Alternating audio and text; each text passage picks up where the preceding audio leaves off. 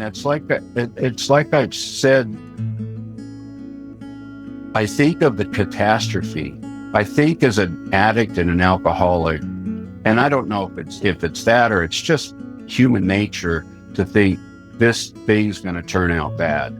You know, this catastrophe is going to happen. And I'm going to tell you what, I can look in the rearview mirror now and look back there and go, I made that through 100% with nothing wrong. I mean, with total positivity, with none of that catastrophe. 99.9% of that stuff never happens. It's just in my head and it's spinning around in there. This is going to happen, and then that's going to happen, and then if I have this conversation, and then this, and it's crazy, but that's where my head goes. And like I say, I don't know if it's alcoholic and addict thing, or if it's just a human thing. But I'm always looking for the worst to happen, and it never did. I could look back through sobriety and go, God, how did I make the house payment that month? Or how did I do this that month? Or how did I get through my mom's passing? And at the time, it's like I say, I think something terrible is going to happen, but I get through it. And what I can lean on is this program. And in recovery, I have a lot of fellows that come to my aid. Hello, everyone, and welcome to our podcast. This is Push Each Other to the Top. We have Brent in Thailand, and he's going to introduce a special guest. We're so excited to have him here, and I'll throw it over to you, Brent. Go for it. All right. Hey, hello, everybody. Welcome to our podcast. I'm still here in Thailand. It'll be my probably the last episode that we'll have to record from Thailand. So anyway, I'm on my way back to the States here shortly. But we've got a special guest, a real special guest today, somebody that I've known ever since I started down this path to recovery. Stefan came in not too long after I did, less than a year, right, Stefan? About a year and a few months. A year and a few months? Okay. Yeah. Anyway, I've known Stefan for a long time. He's got lots and lots and lots of time, and he's gone through the steps. He's worked this program. You know, we're not affiliated with Alcoholics Anonymous. I want to get that straight. We're just going to share our stories, and we're going to talk about how we recovered, and we're going to listen to Stefan today kind of talk about his journey when he came in. I've been lucky enough to sponsor Stefan since he came through the doors. I think he had a one sponsor before me briefly. And then we've worked together for a lot of years, and it's just one of the greatest joys of being in recovery is to have the opportunity to work with other people, and for sure, and you get to become friends, and we've been lifetime friends, and it's been a journey that him and I have walked this path, side by side. For a lot of years, and there's been a lot of ups and there's been a lot of downs, and I think it's so cool to be able to give that to the people out there, to let them hear our experiences of how we've been able to navigate that path of recovery. So I'm going to turn it over to Stefan now. Try to shut up, try not to say too much, and let Stefan kind of tell us how he got here and what happened and then his path in recovery. Go ahead, Stefan. All right. Thanks, Brent. Hey, everybody. I just would like to say that I always introduce myself in meetings as a happy, joyous, and free alcoholic. And the meaning behind that is that there was an old timer when I first got here named Bill M. And he would greet each day with love in his heart, something that he could not do while he was drinking. And I thought that was really neat, the way he started out his shares. And so I kind of adopted the same thing and So I start that out and truly try to live that in my life throughout my recovery and on a daily basis. Because really, when I look at it, all I have is today.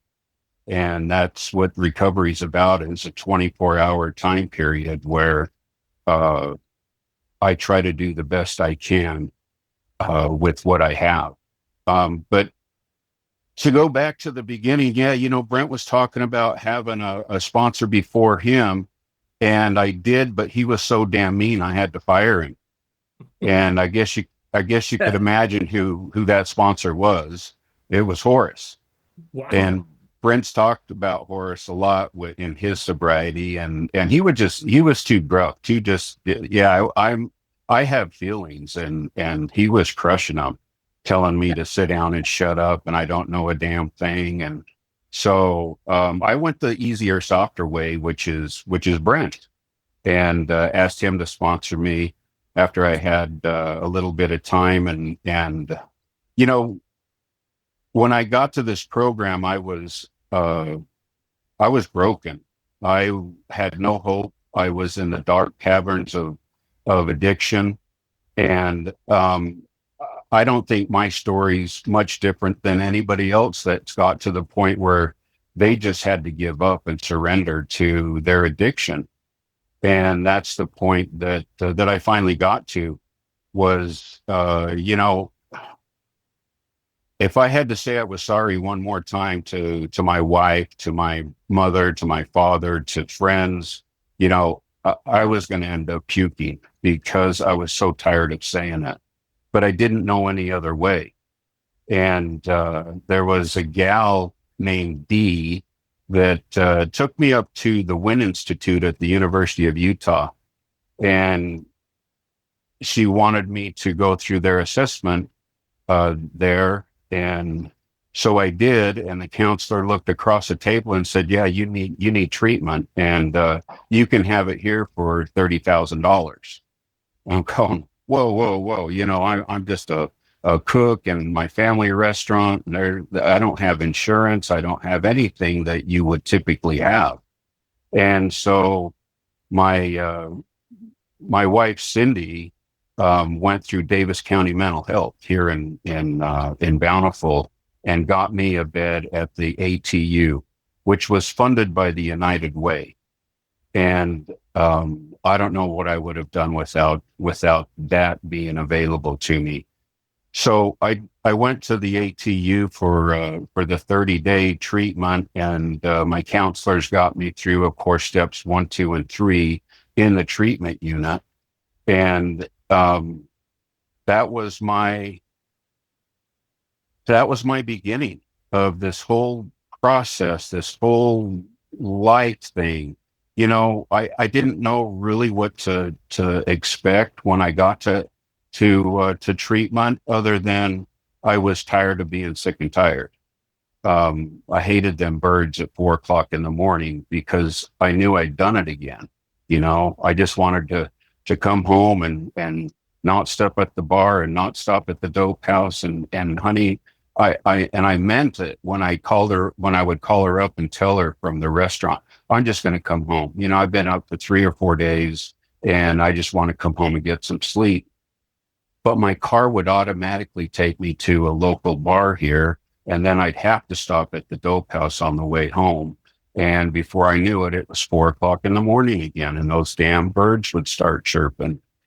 So it turned into this vicious cycle that, wow, I didn't know I needed surrender. I thought I needed to pull up my boots and my little pants and suit up and show up. That's what I thought I needed. But when it came right down to me admitting I was powerless and my life was unmanageable, I had to surrender to this disease. And the way I thought of that, when I got clean and sober in 1990, Mike Tyson was a pretty profound boxer at the time. Anybody that got in the ring with Mike Tyson was just going to get cleaned up, and it wouldn't take very long either. So the way I looked at my addiction was me getting into that ring with Mike Tyson, and I just stopped stepping in the ring. That was the simplest way I could kill this brain that stopped stepping in the ring, you know, and I thought that was going to be it. But there's so much more in the recovery than just putting the drugs and the alcohol down. I had to learn a way of living that I never knew before. I was never responsible for anything. And if I could find a way to cheat you out of something, that's what I did, because I was just that way as an alcoholic and an addict. I was a liar, a cheat, and a thief. And I didn't know how to live any other way. And so, you know, like I said, along the way, I grabbed Brent and I asked him if he would please sponsor me. And I'm going to tell you what, when I walked up to Horace, I thought my arms and my legs were going to fall off, because I asked him to sponsor me. And, you know, that's not the case. It's kind of humorous, but truly walking up to somebody, it's like you're at kindergarten and at recess and going up and asking somebody to be your friend. I just didn't have that in me, but I needed to walk through that. I needed to get through that to get to the sponsorship. And the sponsorship has just been truly amazing. Brent has helped me out in so many different functions in my life, on my life path. You know, it's funny. We get away from each other every once in a while, and then when we get back, it's just like we picked up right from where we left off. Yeah, And true story. and that is what's so neat about this relationship. And I think it's any kind of sponsoring, because I sponsor a lot of guys, and have throughout the years, but there's this mentorship. There's this, I don't put him on a pedestal, but it's like he says, he walked side by side with me, trudging this road to happy destiny. And there's been a lot of trials and tribulations that have come up through my recovery, that, you know, when I got sober, they didn't say people weren't going to die. They didn't say that, you know, other people would leave me. They didn't say all these things would stop happening.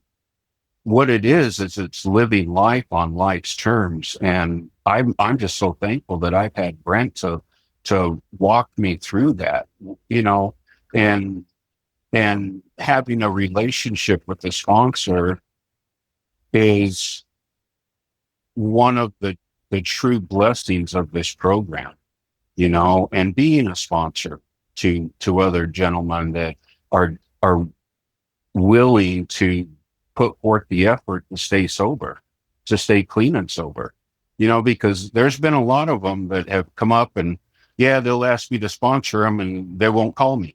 They won't text me. They won't try to keep in touch with me. And it's like, you know, I think you just want to say that on face value, where you tell your friends, oh yeah, I asked Stefan to be my sponsor, and then not do anything with it. That's old behavior. You know, that's sitting at the end of the bar going, hey, we should go fishing one day, you know, and you never do it because you're always sitting at the bar with the guy. So I kind of take that stuff to face value and just realize that when they've had enough and they're ready to surrender, they'll do anything you ask them to do. You know, if it's contacting me every single day via a phone call or email or a text, then that's what they'll do to stay sober that day. You know, I have them coming over the house, and I'm sure you've noticed I wear sunglasses. I have a couple things going on physically with my eyesight. I have macular degeneration, and I'll tell you that story about when I called Brent up with that doozy. And I have photophobia, which is an allergic reaction to light. And people think I just wear sunglasses because they think I'm cool. But really what it is the filter the filter in my sunglasses that keep me from having migraines all the time. Mm. I mean, all the time I would have them. And so this helps out a ton. I don't have to hold pillows over my head anymore and spend 3 and 4 days in bed with the migraine. And it allows me to do the stuff I need to do. How people, think about me and their perception of me is none of my business. And I learned that along the way. I have no choice in that matter. And when I was walking around with a cane, I don't do it as much anymore. It was a security blanket to me for a long, long time, because when I went to the blind center, they told me I was going to lose total vision. Well, needless to say, I haven't. And in fact, it's not gotten better. It's just that it's not gotten worse. And I'm okay with certain places and areas in my life that I don't need that support blanket anymore, and anyway, but back to Brent and getting me through the steps. When you're in treatment, like I said, you work 1, 2, and 3, but then when you get with somebody outside of that treatment unit and you start going to meetings and you start working this program to the best of your ability, it's amazing what can happen. And we walked through all of the steps. I did a step 4, and I wrote my step 4 down, and we met on a Sunday, and Brent said, "So where do you want to go? You want to go north or south, or what do you want to do?" And so we got in the car, and he's driving and I'm reading my paperwork, and we're headed up north. And a few hours later, we're almost to Burley, Idaho, or some crazy place that, my God, are you going to shut up? Because, we're going to need to turn around and come back. But the cool part about this 5th step that I did with my sponsor and a power greater than myself is that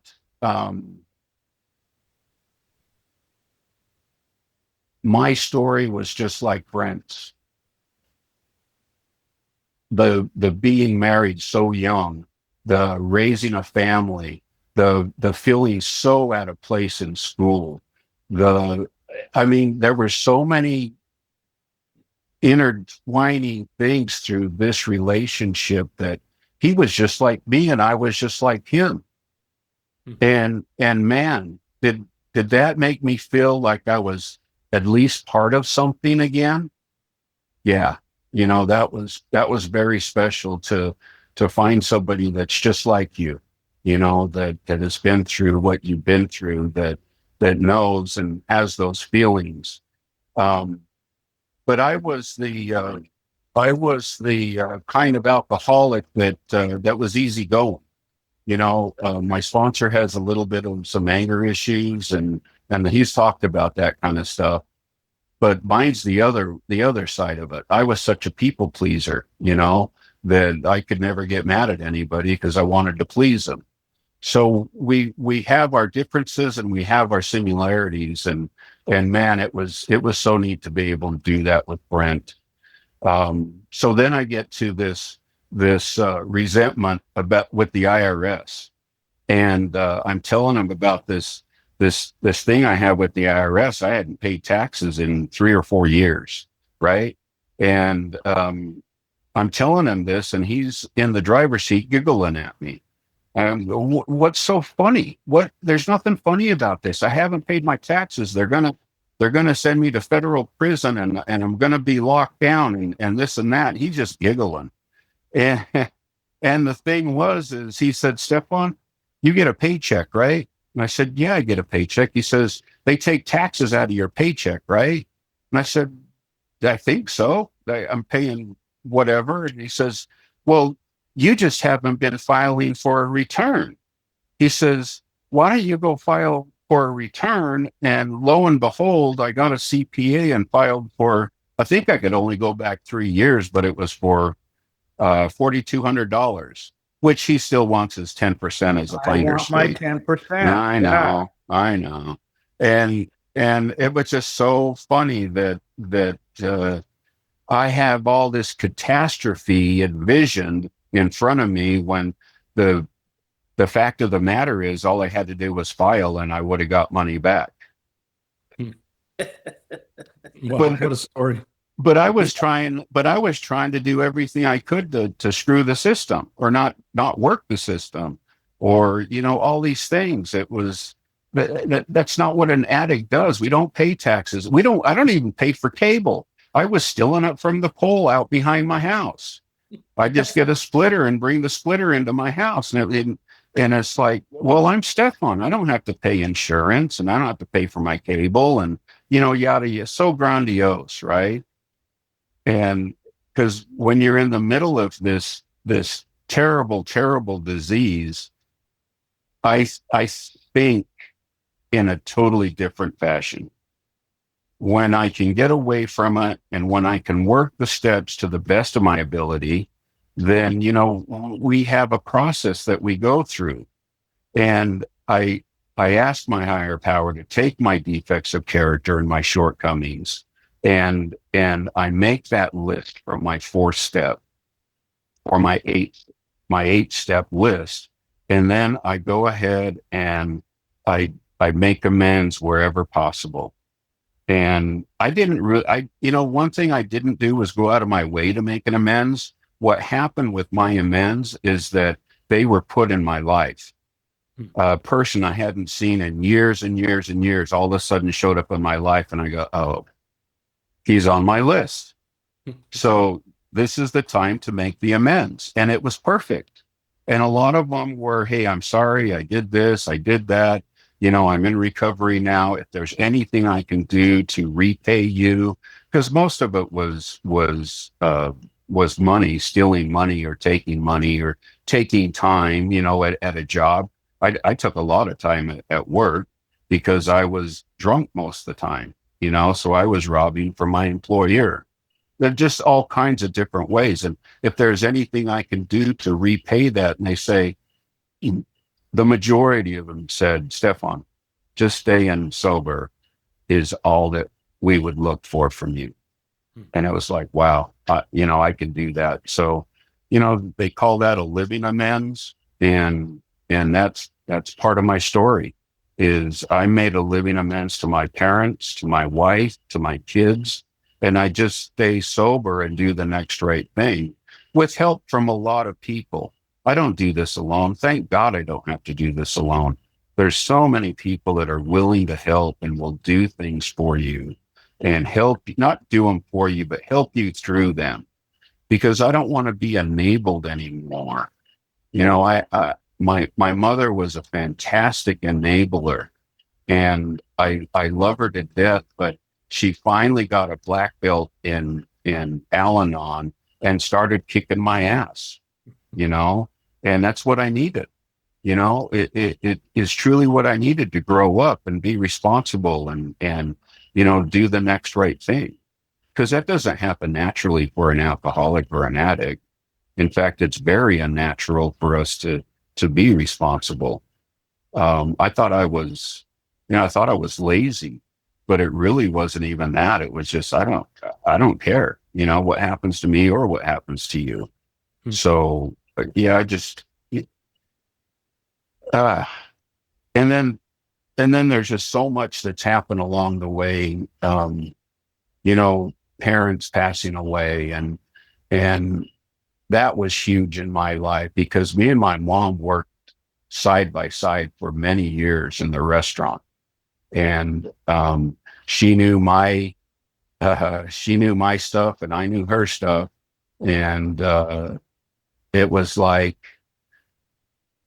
I had such a hard time when she passed away to let her go. But again, I bring a sponsor into this and I say, Brent, you know, I'm crushed. I don't know what to do. I can't even get up and face life anymore. I don't, you know, she was such a big part of my life. And we walked through that together. You know, when I called Brent up and told him, Brent, I just come back from the ophthalmologist. He sent me to a specialist, and the specialist says, you have uh, macular degeneration and diabetic retinopathy and photophobia, and your eye pressure is too high, and blah, blah, blah, blah, blah. And it was like, am I going to lose my vision? And he says, well, it doesn't look good. And it's like, I'm in my car driving, which is funny now that I think about it. But I was in my car driving and picked up my phone, and then my next phone call was to Brent. And it's like, Brent, dude, I'm freaking out, dude. I don't know what to do. I have no idea where I'm going to go or what I'm going to do or what's going to happen, and blah, blah, blah, blah, blah. And the cool thing is that, as a sponsor, you can sit there and go, okay, hold on, breathe, take a second, let's breathe. And what's our next step? Instead of, let's Stefan, let's go back just a little bit on that, because when you got that news about your eyesight, you had kind of got away from the program, and I hadn't seen you for a long time. oh, yeah.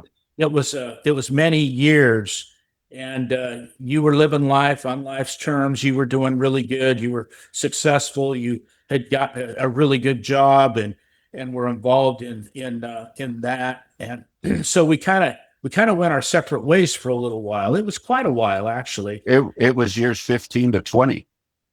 Yeah. And so when I got this phone call from Stefan, I knew it was serious to start with. But the beauty of that is he went right back to what he knew was going to work.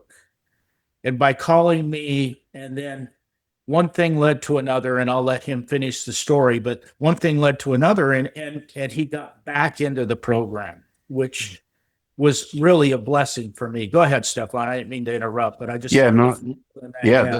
that's a very good thing to point out, because there becomes a time, and I don't know if it's in everybody's sobriety, but it definitely happened in my sobriety that once I got that 10-year chip, and my big 10-year chip was my CA chip. I had to have that black chip. But then all the other chips through Alcoholics Anonymous, and then 15 years, and then I'm getting into like Brent says, my job, and I'm a corporate chef for a company now, and I'm not just working a restaurant. I'm actually feel like I'm part of a bigger thing than me, which was so neat. But then the information hit that this was going to happen, and I dove right back into what I know. And that's like I say, that first phone call was to my sponsor. I didn't think about calling anybody else but Brent. In fact, I don't even remember thinking of anybody else besides picking up this phone and calling my sponsor and saying, look, this is what's happening, and I don't know what to do. Well, he helped me with what to do.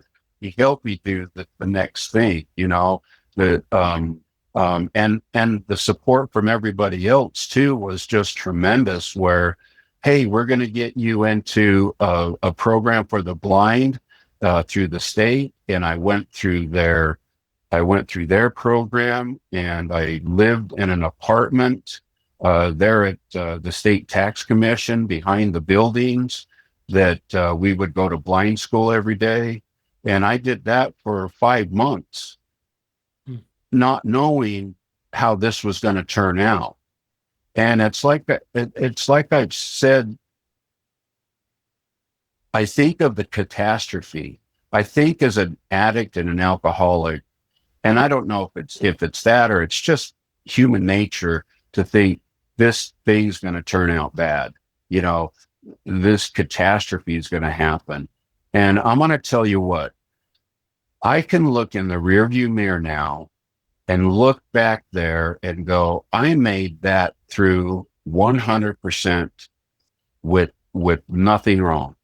I mean, with total positivity, with none of that catastrophe. 99.9% of that stuff never happens. It's just in my head, and it's spinning around in there. This is going to happen, and then that's going to happen, and then if I have this conversation, and then this, and it's crazy. But that's where my head goes. And like I say, I don't know if it's uh, alcoholic and addict thing, or if it's just a human thing. But I'm always looking for the worst to happen, and it never did. I could look back through sobriety and go, God, how did I make the house payment that month? Or how did I do this that month? Or how did I get through my mom's passing? And at the time, it's like I say, I think something terrible is going to happen, but I get through it. And what I can lean on is this program. And in recovery, I have a lot of fellows that come to my aid. I'll give you an example. Me and Brent would pick me up once he learned I got out of the blind center, and I had passed the classes off, what I needed to do, and he would pick me up and take me to meetings because I surrendered my driver's license. I never thought of surrendering it before until I got to the blind center. They said, you should really surrender your license. So, all right, I guess I should. But, in walking through all that, I got to the other side of it. And that's what today brings me to, is the hope that I can get through today no matter what happens to me. And it's like I said, life's a roller coaster. There's up and downs. Nobody said it was going to be, a pink cloud all the way through. I mean, for me at the beginning, it certainly was, but it didn't stay like that.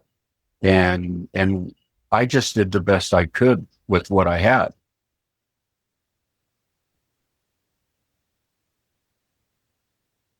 Are you there? Yep. Okay. Something just did something on my phone. Anyway, so got me through the vision thing. Then, it's just showing up for life. Truly, it's showing up for life. And Stefan, if you could hear me, you're cutting out. Something did go on with your phone. Yeah, that's what I thought. I'm not sure what happened. Jonathan, can you hear me? Yeah, I got you. I heard it click. Brent, your video is frozen, but yeah, we got your audio just fine. You got my audio? Yeah, Stefan, you're good. Your okay. video audio is good. Okay, so then it's mostly my sponsor. Oh, yep. Here he comes. Now he's back. All right.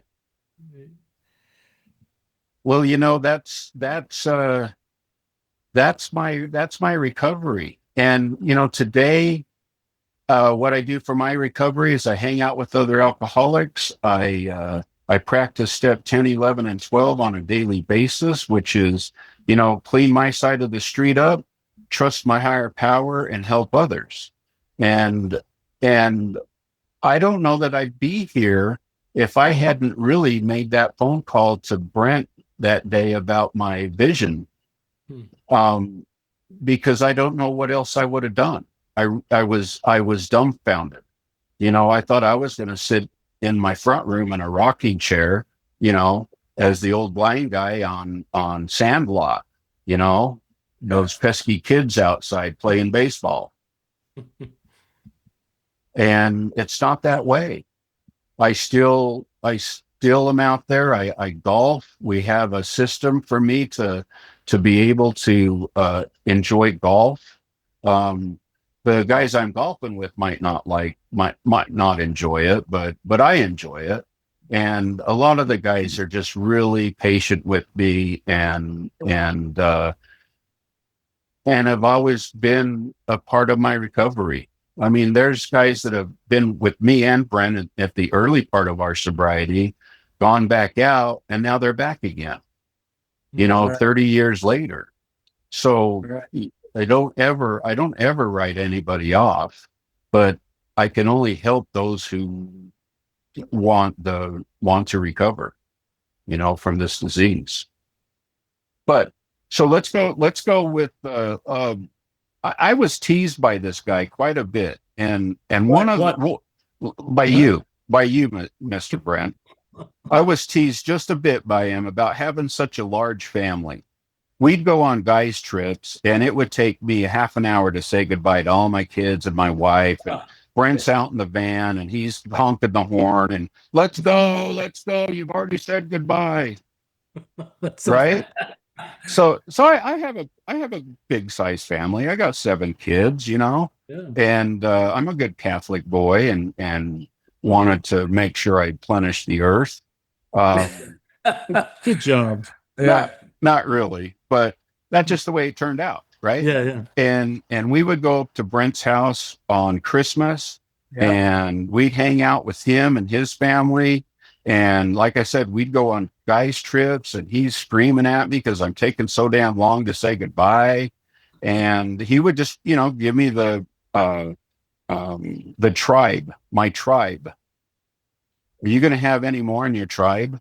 And it's like, no, I think I'm done, buddy. I think I'm done. So he teased me about that for quite a bit. And, Jonathan, what happened there is now Brent probably has more kids than I do. If we got to count them out here. We got 6 that you know of.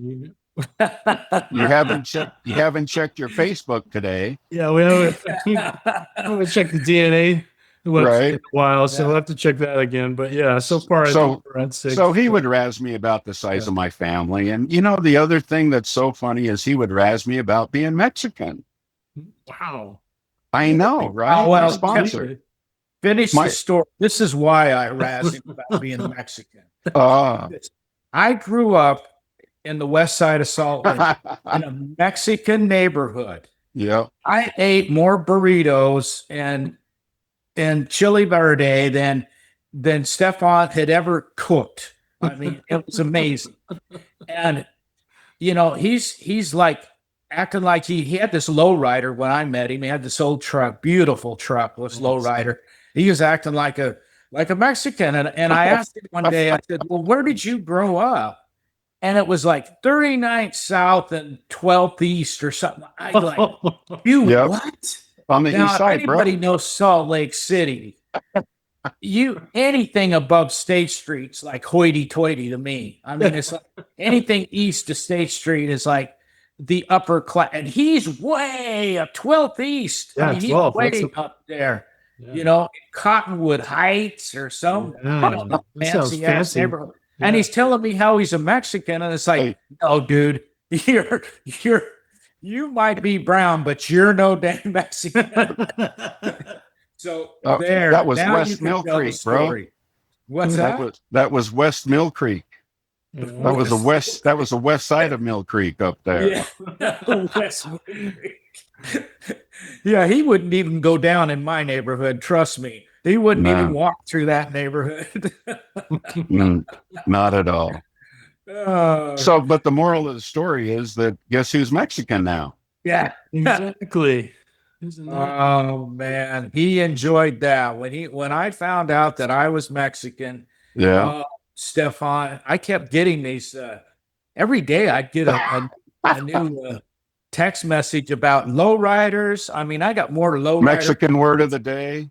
Oh yeah, Mexican word of the day. Or what was the other one? Oh, when you're Mexican but you look white.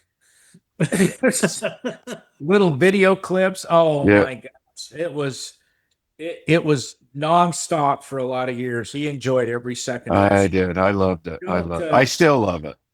Don't say that I teased you. I think it was it was mutual. I think we both had her. Stefan and I we've done some of the craziest stuff. We've gone on trips.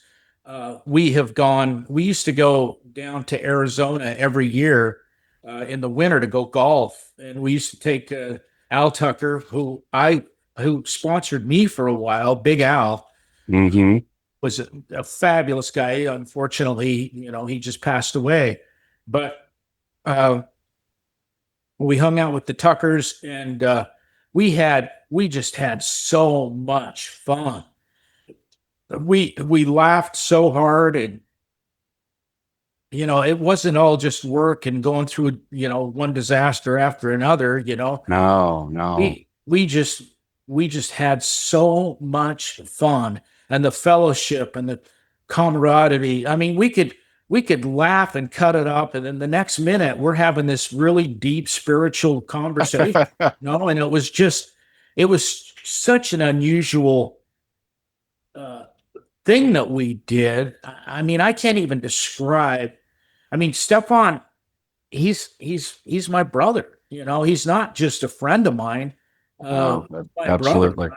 And he talks about his parents, his mom and dad passing away. Well, I was very, very, very close with. I mean, his mother was the greatest woman on the planet. She had the biggest heart, but she had a little Horus in her. I mean, Yes, she did. she would let you have it. If you screwed up, man, she did not have a problem telling you about it, especially if it came to working in the restaurant. I mean, she was so meticulous about every little detail in that restaurant. She used to stick her thumb, I'll never forget this, The on the placemats placemat. to Yep. make sure that the silverware was in the exact place that it needed to be when they set that table, and the glass was in the right position, and the plates were perfect. And I mean, she was so meticulous about everything, and she accepted me and brought me into the family. I mean, I was just like one of her kids, and hmm we traveled together, her and Louis, her husband.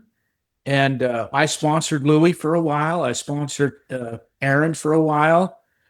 We've walked through the steps and sat down, many, many, many times with Louis and Alicia, and had tons of deep conversations. And it was just wonderful. His family, Shauna, all of them. I mean, I'm very close. His kids.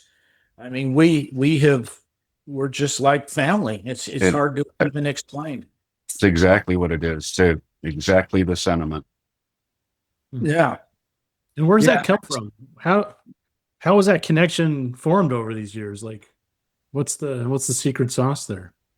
I think being real with each other, not really. I never held anything back. It was as honest and as truthful as I could be with anybody. I was with Brent. Yeah. Yeah. We had our moments. We butted heads a few times and had some knockdown drag outs and things like that. But it's the truth. It's honest. He didn't hold anything back. I didn't hold anything back. Once you sponsor somebody and you walk through the steps of Alcoholics Anonymous, and you get to the other end of that, as time goes on, I didn't feel like I was so much his sponsor anymore as his friend. Yeah, I was a mentor. Yes, if he had questions about the book, or he had questions about the program, or he had something going on in his life and he wanted to bounce it off somebody, then I would take on that role again. But that role kind of it got a little bit diluted along the way. That's not really a good word for it. The friendship grew and grew and grew.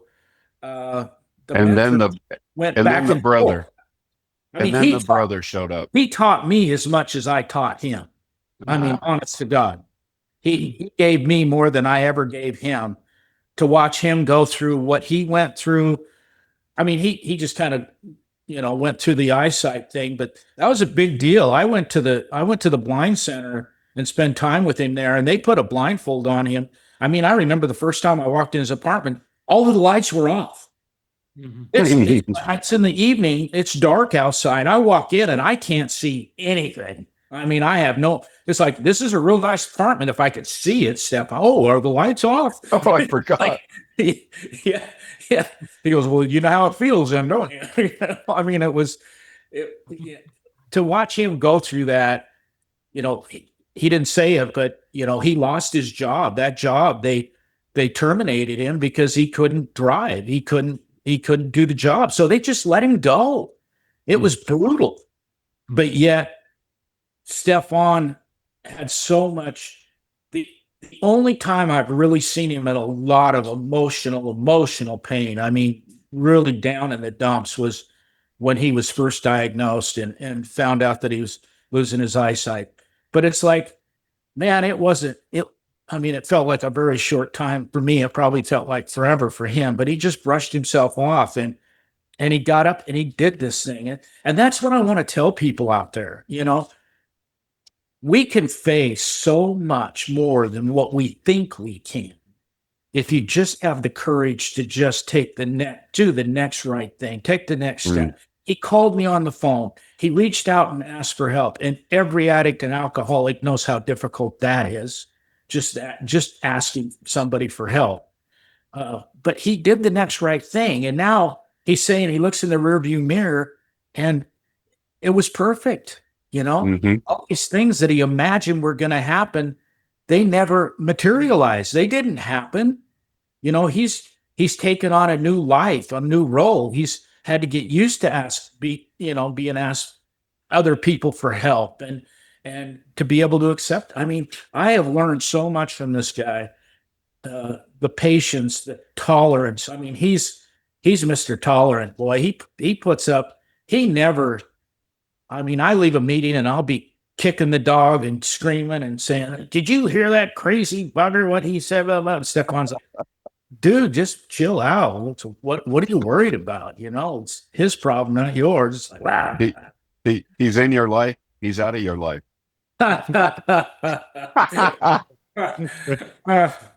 Exactly. He does listen to me. Boy, I'm impressed with that one. I'm impressed.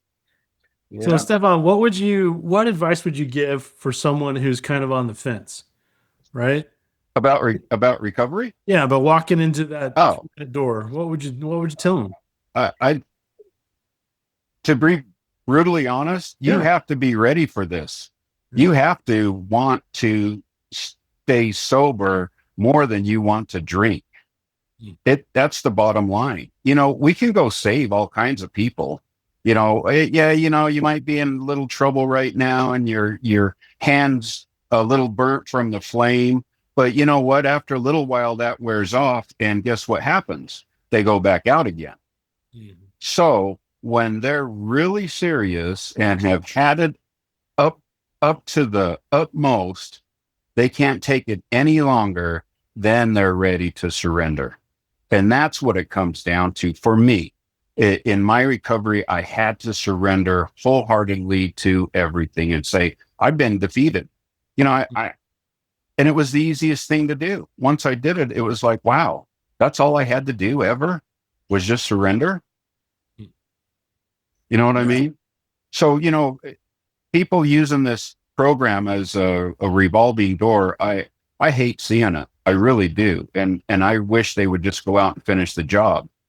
But you know, they have to live their own lives, and I got to allow that to happen. I'm not going to go save them unless they say, "Hey, can you help me?"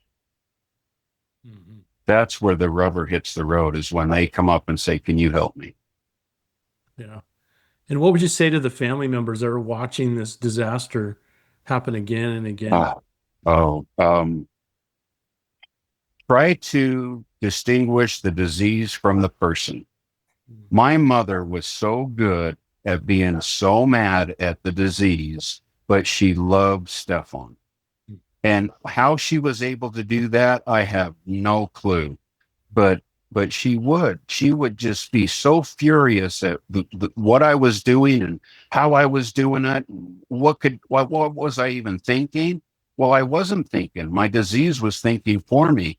And then she could look at Stefan and go, "Oh God, there's my Stefan right there.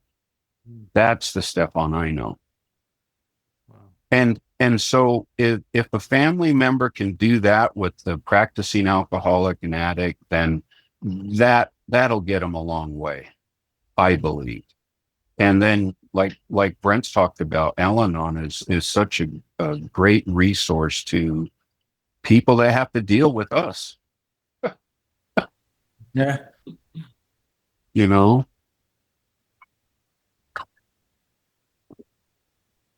Yeah, that's a hard one, I think. There's a lot of family members, you know, and that's kind of the perspective I have a lot, is looking out at those individuals who I know in my life that are struggling. and wondering what to do.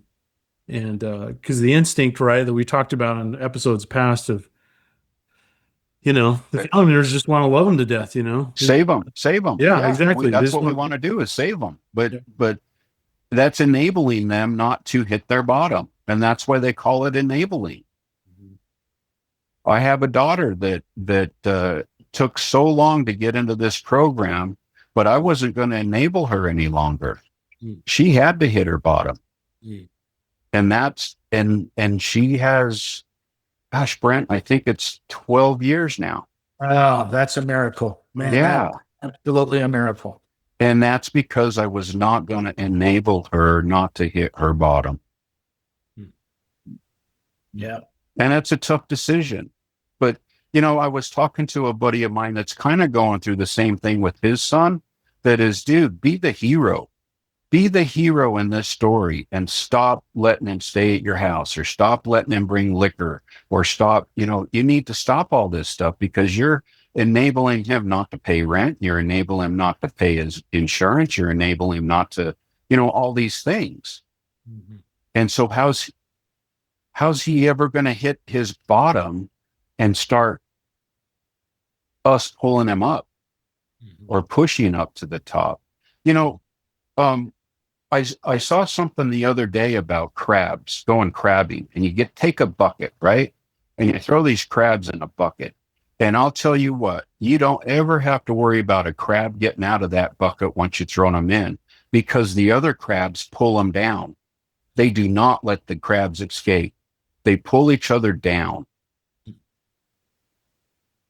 And I just thought that was so profound of what we are not doing in this program. We are getting folks, and we're letting them live again, but in a fashion that they've never been able to live this way before.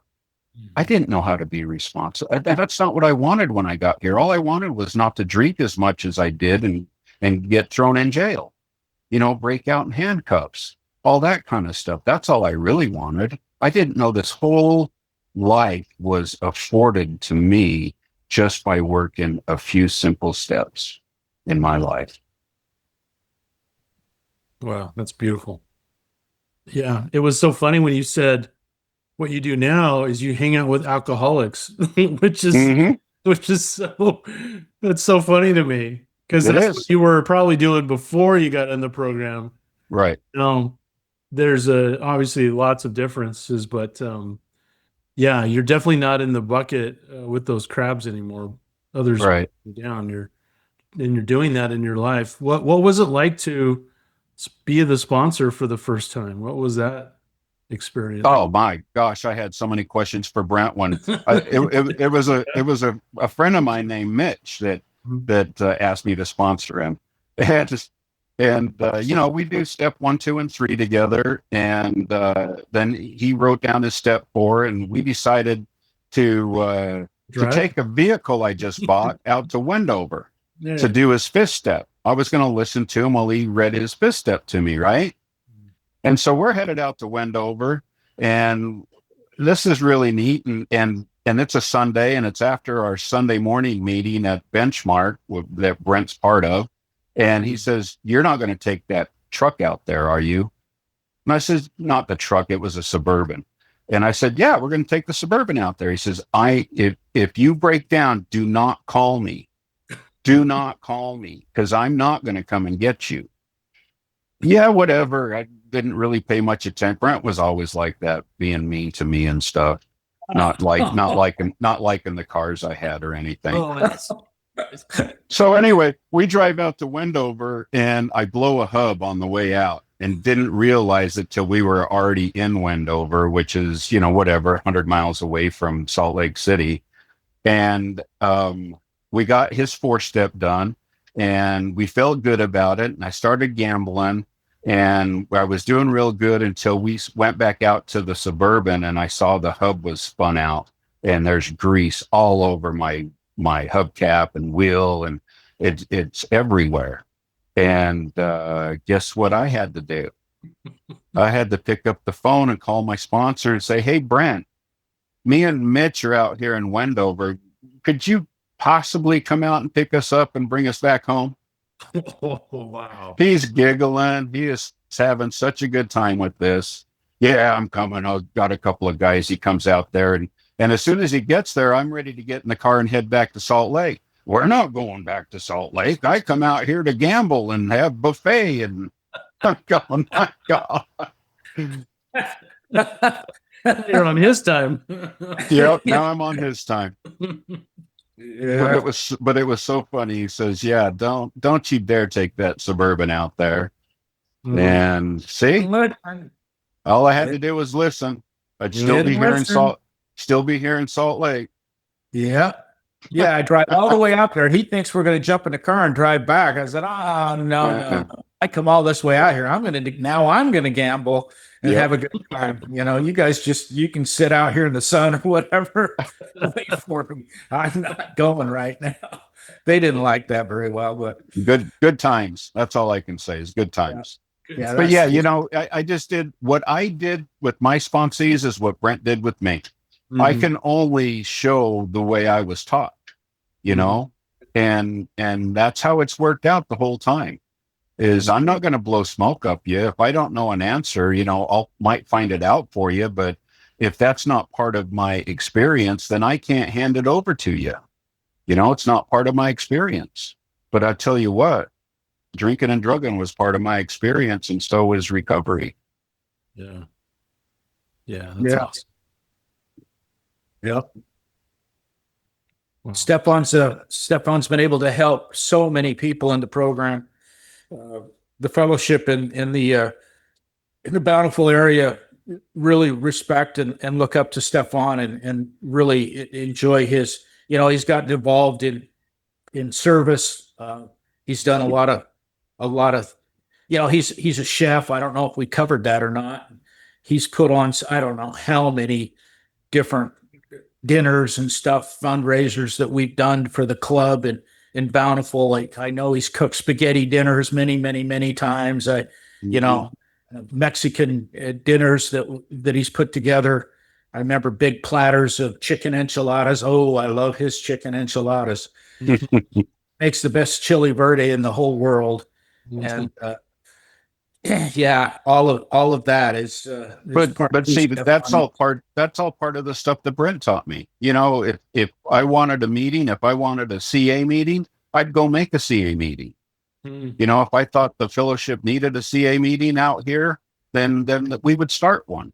If it was service work, Brent told me to go be a GSR, and I'm going, what the hell's a GSR? And he says it's this. And you go to a meeting once a month and you listen to a bunch of alcoholics argue with each other, and then you bring a report back to the meeting.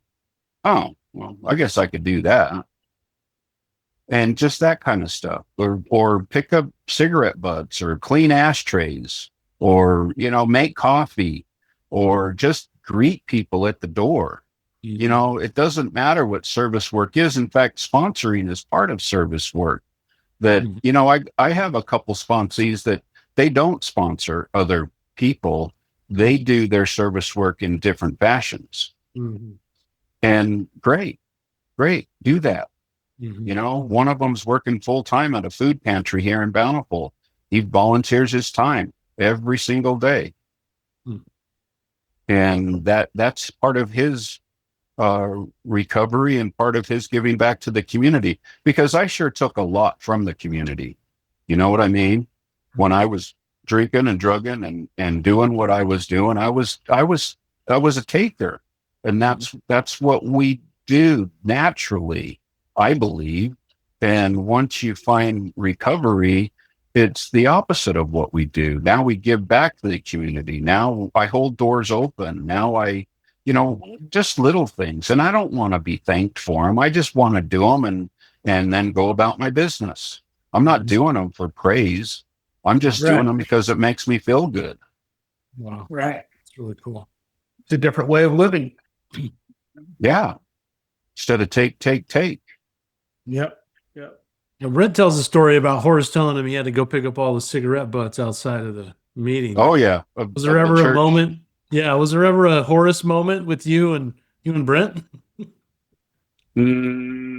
No, like that?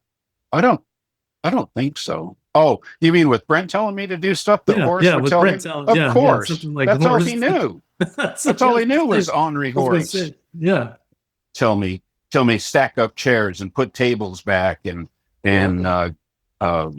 make sure there's coffee made and you're responsible for this. And yeah, I mean, but that's what it is. That's showing up for recovery. Yeah. Yeah, you can only give away what you've been taught. You can't, I was taught a certain way, and that's how you have to give it. Now, I wasn't nearly as rough and gruff as Horace. It's just not my personality. No, not at all. But on the other hand, yeah, I wasn't easy on Stefan. I mean, I don't think I ever asked him to do anything that I wouldn't have done myself. Absolutely. I would have. I probably helped him when I asked him to do stuff. I probably jumped right in there and was right next to him. But yeah, that's what we have to do. We have to change all of our behavior. Everything needs to change. You can't just come in and be a taker anymore. You have to learn to be able to give to other people. And then, like he just said, now you're opening doors. You're doing all these little things that has been incorporated in your life. Right. Came from it came from learning that helping other people and doing good in the world feels really good. It's a very positive part of life, and unfortunately we had to learn that. We didn't just get that by growing up. I mean, it wasn't natural. It wasn't natural. We had to learn that behavior, and we taught each other that behavior, and now it's something that just intuitively happens. Yep. I'm nice to Stefan today. I don't ever give him crap. I'm glad he doesn't carry his cane anymore, because he used to crack me with that cane. I'll tell you what, he's hit me more times with that cane. I think it's sponsor abuse. All I was doing was tapping your heels to know where you were ahead of me. You sound like I beat you over the head and body with the cane. That's not the way it was. Tapping. That is not called tapping. It was just barely touching the heel of your foot, so I knew where you were. Yeah. No overhand tapping. It was overhand tapping. Yeah. He let me have it a couple of times. Pretty good. Yeah. I always asked him, I said, Stefan, how do you know where I'm at? He goes, because you never shut up. Yeah. Your mouth's always moving. So exactly. That's rude. But yeah, it's been nothing but fantastic. I wouldn't trade this life for anything in the world. And to be able to, even what I'm doing today, it gets me to the point of I can be present. For a long time, it was I had a bad week or I had a bad month or, it was this. And in fact, I remember Horace telling me one time, well, stop having weeks. Whoa, wait a minute. What? I had to compute to me, stop having weeks. Well, how am I supposed to have a good week if I don't have a week? Well, just have today. That's all you have is today. Going, okay, that makes sense a little bit, but it's all brought me to this point of all I have is the present. All we have is right now. Yeah. And everything we need is in this present moment. Yeah. Everything we could possibly need is right here, right now. And that's what this whole one day at a time has brought me to. It's brought me to the moment, where I would hold my breath for 24 hours just not to have a drink, right? And I would fight myself. The compulsion was there, and then it wasn't there anymore because I prayed for the compulsion to leave me. And then it was like, okay, then get me through this situation. And it got me through that situation. And it's just so neat to be at peace in the moment. I'm not thinking about anything, what I got to do later, what I got to do tomorrow. I'm right here, right now. And that's what's so cool about this program. The present that it's given to me is the present. Yeah. How many years of sobriety do you have now? Can I guess, or Sure. you want to tell us? Yeah. So yeah, go ahead and try to guess my sobriety. Oh, you want me to guess your sobriety? Yeah. I think you have 35 years. Uh-huh. And you will have 36 the 1st of February. Now, I don't know if it's the 2nd or the 4th. 4. 4th? The 4th. Well, that's pretty good. That's pretty good. And you'll have 37 October the 31st. Wow, you remembered. Mine's easy because it's Halloween, so everybody remembers mine. Uh-huh. But yours, man, yours is not easy. Everybody remembers mine. Everybody remembers mine. 35 years, Stefan. Can you, I mean, soon to be 36. Wow. I sit here in absolute, I mean, you hear people talk about miracles. Well, I'm here to tell you that him and I, we have lived a miracle. I mean, I just want to tell people out there in podcast land that if you're listening to this and you're struggling, I'm here to tell you that anything is possible. We have a solution. Stefan and I have found a solution for long-term sobriety, to be not only sober and away from substances, but to be happy, joyous, and free. Absolutely. That's what this thing is all. If we didn't live a fabulous life today, Stefan and I, if we were not happy, joyous, and free, we could always go back and use these substances. We can always go back and find a crutch. We can always go back and destroy everything that we accomplished. But both of us will tell you that what we've been able to accomplish and get out of this thing is beyond your wildest dreams. And I used to hear that when I came in the program, beyond your wildest dreams. I sound like an old timer now, but it is so true. I mean, I didn't think for 1 second that I would have the relationship with Stefan that we've been able to have. That wasn't my plan when I came in to get sober. Like Stefan said a little while ago, we came in to quit drinking and drugging. We didn't come here to create these relationships that are just beyond belief. 35 years that we've been working together, 35 years of honest to God recovery, that there is a solution out there. And the funny thing is, if Stefan and I do it, we both started out all three of us started out getting married when we were super, super young. We had no education. We had so many strikes against us. But when you have a faith and a power greater than yourself, and you do the next right thing, and you treat people with respect, I just believe that we're just taken by the hand and showing a life that we just didn't ever think was possible. And I just want to tell people out there that if Stefan and I can do this, man, anybody can. Yep. If an East Side and a West Side Mexican can do it, we can all do it. You're so not a Mexican, dude. I don't care if you've got a Z in your name or not. You're not a Mexican. Yeah. I grew up in New Mexico, so that's a little closer, but And yeah. I had a lot of rice and beans growing up, but the really cool thing about all this is that, Brent talked about, being a sponsor and then being a friend and then being a brother, because that's what it has morphed into, and I didn't want that when I first got here. I just wanted to learn how to stay sober for one day at a time, but it's given me so much more.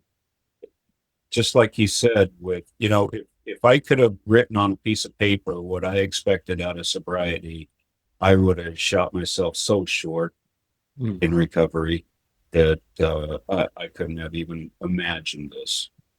So it's been very been a good road. I love it. Great. Great. We've had a lot of life experiences, that's for sure.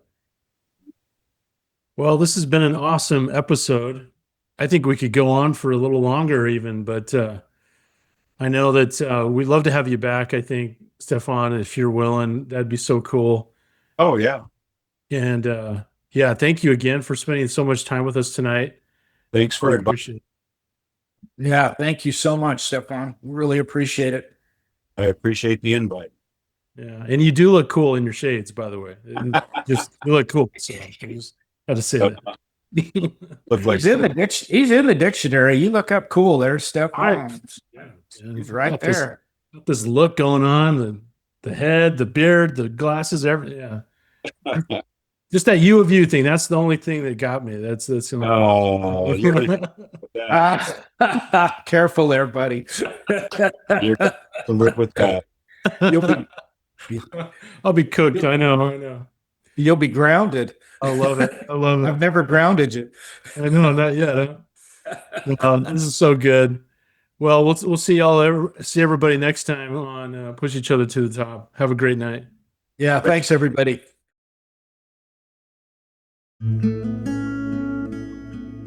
Thanks for listening to Push Each Other to the Top.